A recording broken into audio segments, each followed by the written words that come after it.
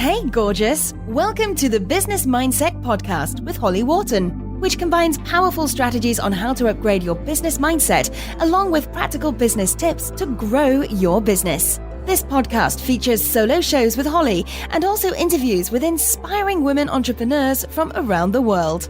Thank you so much for joining us today. And now, here's your host, Holly Wharton.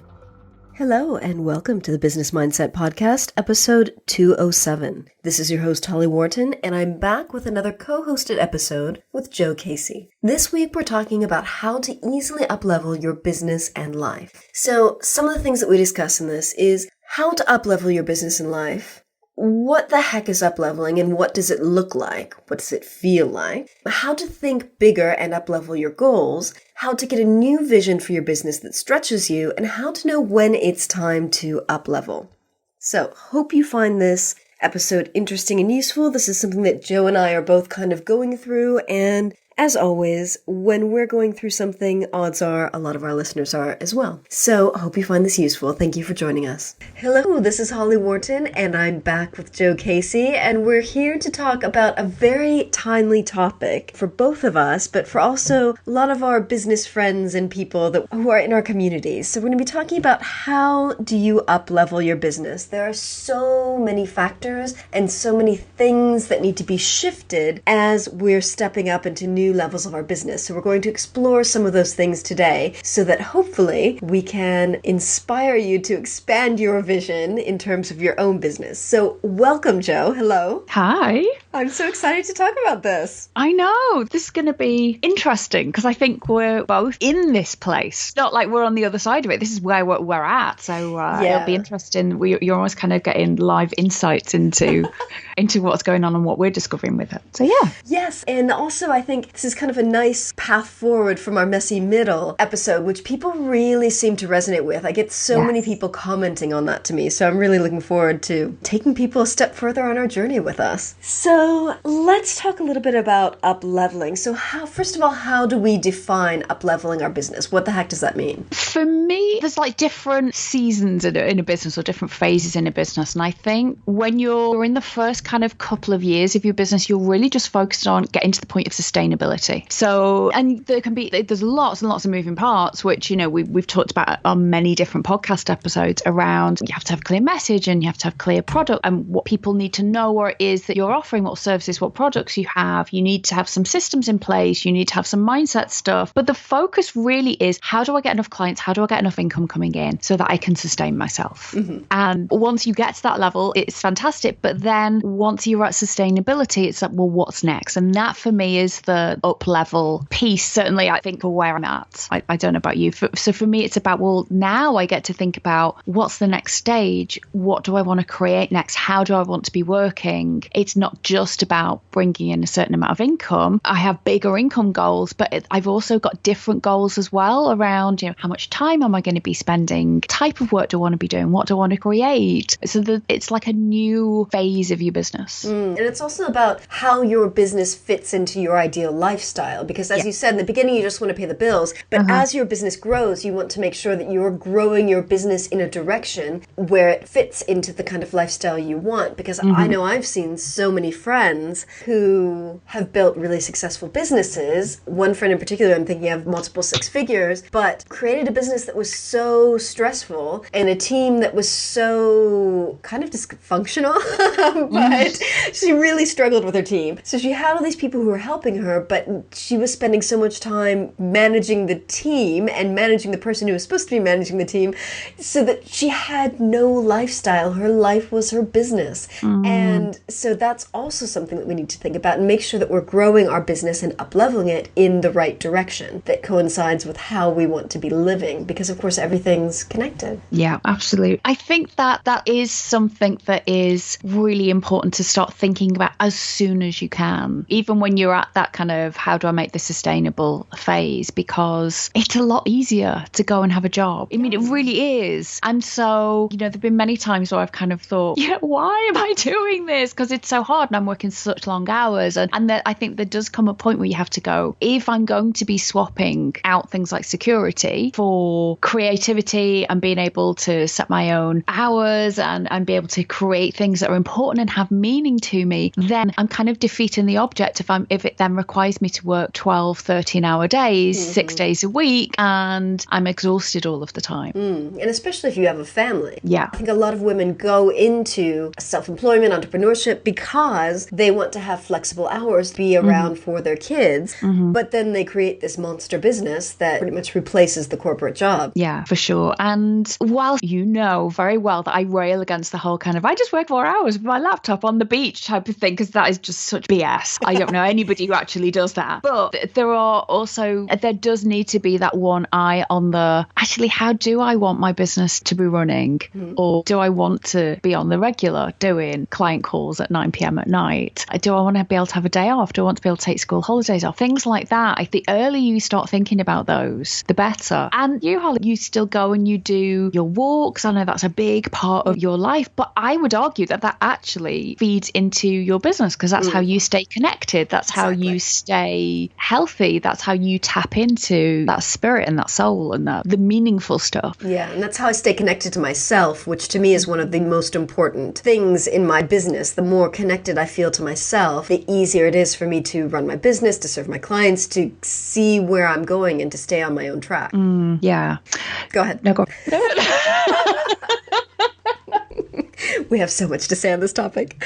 I was going to say, so what does up-leveling mean to you? Because you might have a slightly different definition to me. Yeah, to me, it's about growing my business. I hate to say taking my business to a new level, because but that's what it is. It's growing your business, but kind of taking it to that new stage, expanding my vision, perhaps working with a slightly different client base, or clarifying the specific client base that I want to work with. Because, of course, the longer we are in business, the more people we work with, and the more we can determine who we can best help and how. And I think it's also about thinking bigger and, as you said, expanding your goals. And it's a lot about expanding my vision and just really thinking bigger and seeing new possibilities for my business. I like that. So, speaking of this new vision, how can we tell when we're getting to the point where it's time for us to expand our vision and start thinking about new things and new ways or new paths to take our business? I think that there's kind of two ways that people tend to come to it. They either come to it through a very strategic, very very logical, I'm going to take the big picture view, and this is the next step that logically it makes sense for my business. I think people probably know me well enough by now to know that's not how I tend to come to these. For me, it's just like, I can't do it that way anymore. For some reason, that has run its course. And so if my heart and my gut isn't in it anymore, and that was one of the things that was so kind of powerful about the kind of the Uplevel, the rebrand that I went through a few months ago, is just that my business had been working really well, but it was like suddenly it just wasn't working for me on a soul level, on a gut level anymore. And so I wanted to be speaking about and working around issues that just had more resonance to me. And no matter how much I logically said, this is crazy, you're burning your business down, no one will hire you again, my heart and my soul said, this is what I need to do. So it was almost like I couldn't keep doing it the other way. It felt hollow. It felt inauthentic. I know a lot of people come to it that way as well. It's like, I feel like I'm wearing a mask now. I feel like this isn't me. And one of my big drivers for building my business is I want to be doing meaningful work. I want to be doing stuff that means something to me and feels authentic and that I can pour my heart and soul into. It's a much more kind of deep-rooted, grounded, gut approach to things, intuitive approach to things, rather than that kind of logical side. So that was my experience. How about you? No, for me, it was very much the same. It was like I got to that point where I couldn't stand to look at my website because it felt like it didn't reflect me anymore. And it was like an ill-fitting shirt that was like too tight and I had grown, or it was too big and not fitting right. And it just didn't look right and it didn't feel right. And I could tell that energetically I was changing. It was like when I got my headshots redone last year. I specifically remember contacting the photographer and saying, me, my energy has changed so much since we did the last headshots 2 years ago, and they don't look like me anymore. They don't, like, my hair had changed. Aside from that, like, my energy was different and it wasn't reflected in this photograph. So I needed new pictures that reflected my new energy. So I'm a very visual person. So obviously my brain first goes to graphic things like the website and the headshots. But I think that those are kind of very clear, tangible representations of how my energy was up-leveling and changing. Actually, because we're doing this on Skype, and so I have your little picture on my screen right now as we're doing it, and I think back to your role, and as you were talking, I could see exactly what you mean by that. The energy and everything about those headshots are so different. Yep. Yeah, so I think you kind of know in your gut when it's time for a change. And for me, I think it's important to recognize, when is this fear coming up? Is it just my fear because, you know, I'm kind of thinking, oh, well, it feels risky continuing to do it this way, or maybe it's for a success and as you're growing, or whether it's that much more grounded, rooted, almost like coming up from the earth type of, no, this is out of alignment now. I need to be going off and doing something slightly different. Did you know what the kind of the next level was for you? Yes and no. So part of my up-leveling recently was letting go of the method, the technique that I was using with clients, and bringing in my new technique, which I channeled late last year. So that was a big part of it. Like, the concrete, specific way of how I work with clients has changed enormously. But it's also, so that part I knew, but the part that I didn't know was that I would be working with a kind of different energy or different level or different kind of vibration of clients with this new process. And my guides did tell me at one point that I was going to be attracting a new level of people with this technique. I wish I had some guides. You do. You just need to talk to them. Maybe we need to do an episode on that and you can help me tap into my guys. But that sounds so, yeah, sometimes I feel like I'm trying to work all this out on my own. And you have your guides who are there helping you. Well, a friend of mine who channels her guides also just helped me yesterday to call together my spiritual board of directors. So I have a whole team now. Well, see, I have an inner board of directors that I've kind of identified. So I wouldn't say that they were spiritual. They're more the things that, you know, my psyche has conjured up. But I do kind of work on that kind of parts level as well. I always think we have different parts of ourselves. And maybe that should be an episode. Let's note that down. And okay, on the list. And listeners, let us know what you think. Do you want this? Do you want Jo to wrestle with her woo? Okay, so when we're talking about up-leveling then, what are some of the things that we have to stop doing, and what are some of the things that we have to start doing?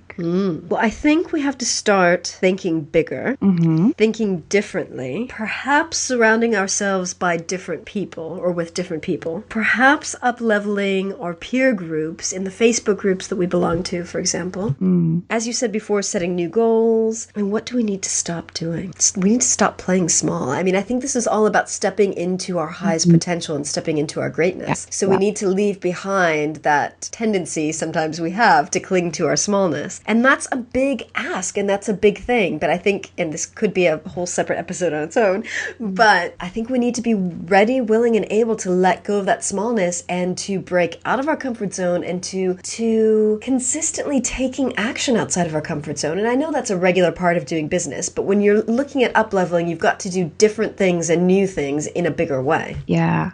And one of the really interesting things is that I think before I'd got to this stage, I'd probably thought, oh, well, those people who are at that stage, if you've got consistent money coming in, then it's so much easier to be able to take risks. But actually, it's not, because now it feels like I've got all this to lose. You know, I have worked so hard over the past few years to build up some income so I can pay my bills. And now I'm potentially going to, like I say, burn that down. And it's like you have a reputation you've established. Will a community that you've gathered, will my community embrace what I'm doing, or will they think that I've, you know, lost the plot somehow? It's the fear is still there. It just changes and morphs and takes on a new shape. I've changed my business drastically over the last few years. So, you know, I went from tribal publishing, helping authors with social media, to socially holistic, helping holistic women entrepreneurs with social media, to the mindset stuff. And I'm actually quite shocked that over the last few business shifts, I have kind of kept my same email list going. And there have been hundreds of people who have followed me through that journey. And I was really surprised. You know, I almost thought about starting my list over from scratch each time, but then I thought, well, no, these people know me. If they're not interested in a new incarnation of me, then they can just unsubscribe, because you can do that. But it's surprising how many people will follow you on this journey into a new thing. And I think it's because they like you, they're drawn to you, they're drawn to your energy. And so I find it fascinating to see how other entrepreneurs have grown over the years. So I'm sure other people do as well. Yeah, absolutely. I can remember when I shifted from being a resilience coach to working with coaches. And I remember saying to the coach that I'd hired at the time, I'm really scared. I've spent all this time building up. I think my list at the time was like 500 people or something. You know, it really wasn't big. It had taken me a long time of,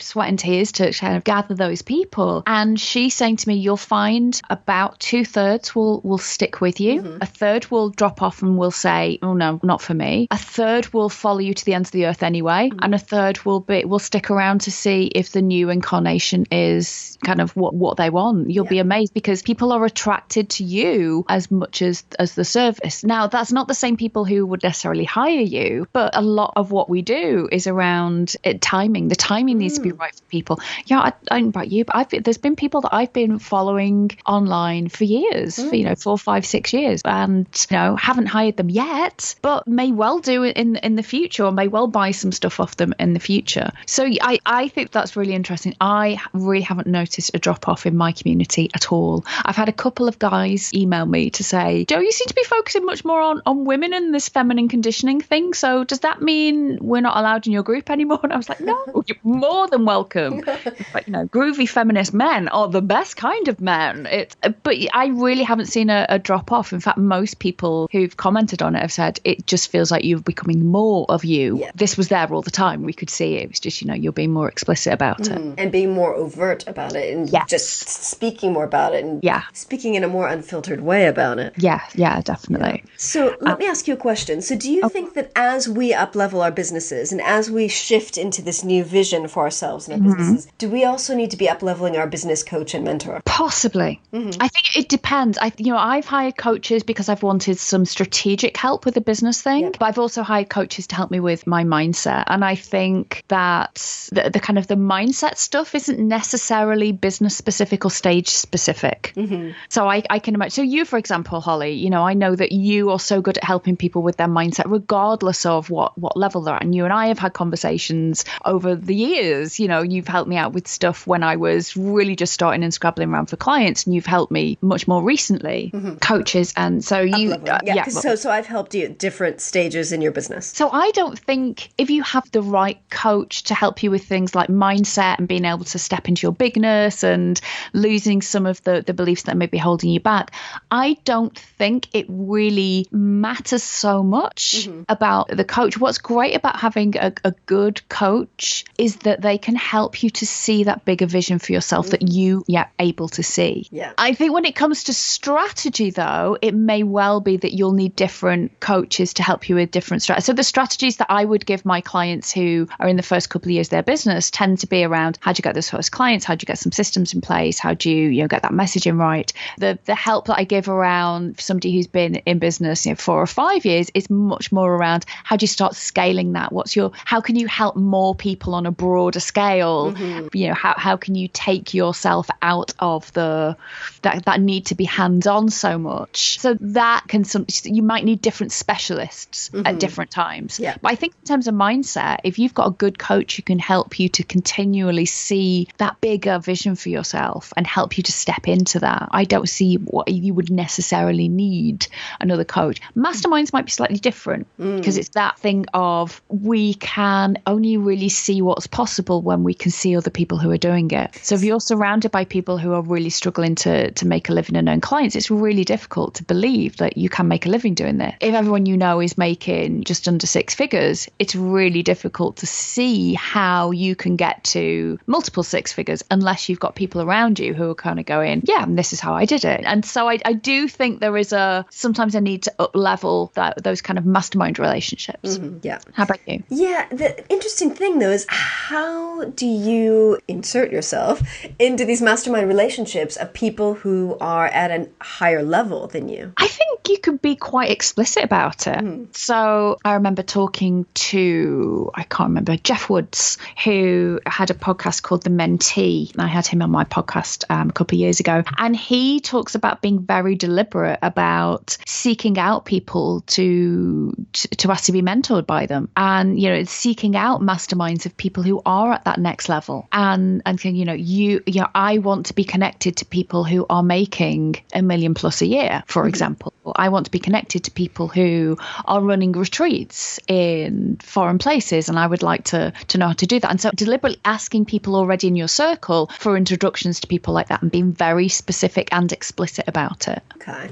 Yeah, because that's another conversation I've been having with some of the women I know is we are all aware that we want to up level, but we're not even sure where to find those communities online of the people at that next level. So it's like we're in all these Facebook groups or in all these communities, and we're kind of, as one friend always says, we're all moving around in the same soup, but we want a new level of soup. We're not even sure where to find this soup. Like we don't even, like we can't even think of like what are the names and like how do we even, like what's next and what does that look like?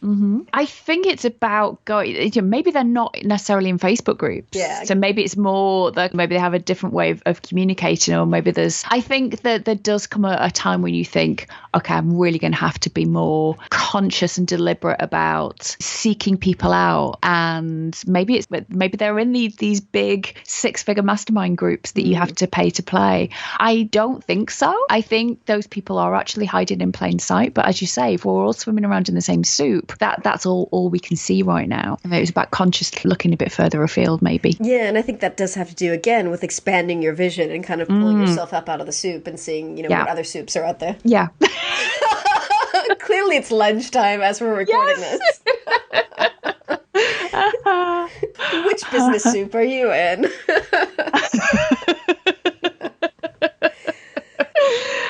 Yeah. I know that the soup is nice, leek and potato or something.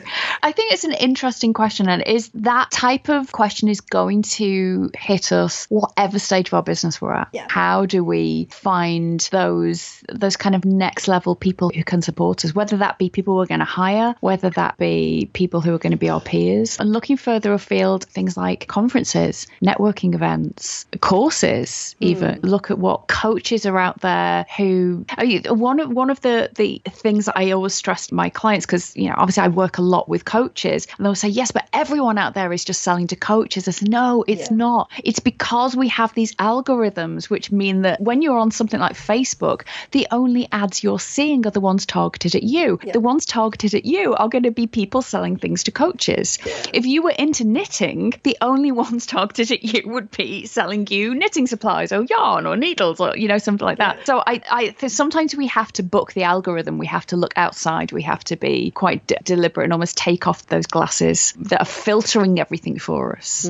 Yeah, and I think what keeps popping into my head is that another thing that I feel like we need to bring up is we're not talking about like this ruthless moving forward in life and I will leave everyone else behind as I rise above them. Like, it's not that we think we're better than anyone. It's just if you're into personal development, and I'm going to assume that most of our listeners are, and if you're into professional development, business development, like you are constantly growing. You're constantly up-leveling yourself. And it's just natural that some people are going to grow with you and some people aren't. And I think perhaps an interesting story to tell is I have this kind of online business friend woman, and we used to Skype every month and we would have these great chats. And I just, one of those online friends that I just really love talking to. And we were, I think, probably at similar places in our business. And then at one point we had a call coming up and she got in touch with me and she said, I just wanted to see if we could maybe cancel our calls or postpone them because I'm, working with a new coach and I've got so much in my calendar. I'm going to be really busy. And so could we just kind of maybe put this off for a while? And I was like, oh, yeah,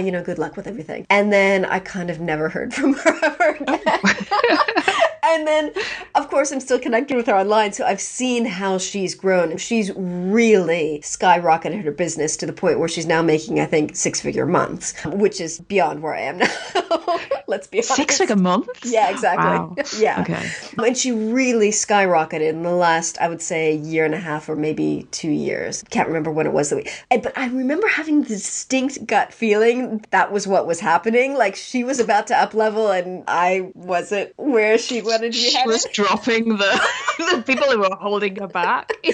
Well, not exactly that. That doesn't sound right. But you know what I mean. Like she she was feel like that, yeah. She was moving up and she needed to up level herself around other people. And she has, like, we've grown in very different directions. So that totally makes sense. But I just wanted to say, like, that's okay. Like, I have no hard feelings for that. Like, six-figure business, 6-figure months is not where I'm at now because I'm still refining the way I work with people. So that's not my goal. That would be nice at one point, but that's not where I am right now. So it makes sense that we would be growing in different directions because we have different priorities for our business. So to the people who are listening to this is just a reminder that that's okay, like to move on and to seek new friendships and things. Yeah, I hate the whole kind of you're the sum of the 5 people you spend most time with because it's like, well, that really depends on where you land in life. But I think in terms of business, it is important to not kind of ditch the losers or, you know, the negative people because we're all humans. And I believe that the more variety of humans you have in your life, the better we are and the more empathy we have. But I do also recognize that we need to have some people who are further ahead or more successful, whatever that looks like to you, so that we have something to kind of to model, something to kind of learn from. And that will be in all different areas in life. You know, I have somebody, you know, friends who's just, she's a great mom for teens. And it was just like, and I learned so much for just observing her with her kids, because I feel like that's not an area where I'm great. I'm just fumbling my way through it like most people are. She's fantastic. It's great to have her in my life because I learned so much from her. And that's not to say I ditch all my other friends who aren't that great with their teens. You know, it's just it's important to have people around you who, from a business perspective, can show you new ways and new horizons that you don't know that they're there unless you can see it, unless you can see other people doing it. Yeah. And I think it really helps you to expand your vision. Absolutely. Yeah. To see what's possible. Yeah. Because otherwise, I think sometimes I'm really good about dreaming big. And we were just talking about this in my Master Gut last week about how we're all really good about dreaming big. But some people aren't. Some people are just so stuck in their smallness, it's hard for them to expand that vision. So really helpful to have those kind of examples in your life of people who can dream big and can take their business bigger. Yeah, for sure. So to wrap it up, is there anything else we need to add to this topic that we haven't mentioned already about up-leveling your business? The only thing that I would say, I mean, we touched on it, but I would also say it's important to look at, well, what beliefs do I need to change in order to get to the next level? Yeah, that's a massive thing. And that's one of the things that I work on most with myself and with my clients. It's who do I need to be? Yeah. What aspects of myself do I need to focus on? What do I need to bring out of me? And what do I need to believe about myself and my abilities in order to step into that next level? Yeah. A friend of mine, Cara Wilde, has this really good, it's a free opt-in called the New Identity Masterclass. And it basically takes you through all the different questions you need to ask yourself to step up into this new identity of this new level in your business and life. Oh, you have sent me that. So yeah, good. it's so good. It's really good. We can include that in the show notes. I think that's really important. And what's interesting is, from a personal development point of view, what I find is it brings up all the stuff that you think you've dealt with. It just like comes at you from a new level. So it's like money stuff. You know, I always thought my money stuff was around, you know, I can't make money. I'm not the type of person to be able to run a business. Well, I've kind of dealt with all that now. Yeah. But then it's like, oh, I'm not the kind of person who could make that much money. And it's like, oh, this again. Yeah. Well, it's like the second time I was interviewing Denise Duffield-Thomas for my podcast, we were talking about that. And she said, it's not new level, new devil. It's new level, old devil. The old stuff comes up, but in a slightly different flavor because you're at a different level. Yeah, totally. So it's, it's like this spiral that we go on, I think. That you know, it's not like you just cut through and you're at the, you know, like in a video game, you're at a new level. Da, da, da. It's like, you know, you kind of get to where you think is the next thing. That's like, oh, I have to revisit all this stuff again and work through it again. And another growth opportunity, another learning opportunity. Yeah. And you have to be willing to do that growth work because otherwise it's just going to be really painful. For sure. Definitely. Yeah. All right. Well, I think we have fully explored this for now. Please let us know if you have any comments, comments, questions, if you'd like us to discuss a deeper or different aspect of this, or what would you like us to talk about next? We're very much open to suggestions. Yeah. Thank you so much. This was a really good topic. I'm really glad we dived into it. Yeah, me too. All right. Well, thank you very much. Thank you for listening to this episode. And remember to visit hollywharton.com/207 for the show notes on this episode. Thank you. Thanks so much for listening to the Business Mindset Podcast with your host, Holly Wharton. You can find more information about today's episode, including links for topics that were discussed at hollywharton.com. And if you enjoyed this episode, please remember to head over to iTunes and leave a quick review of this podcast. It just takes a minute. Thank you.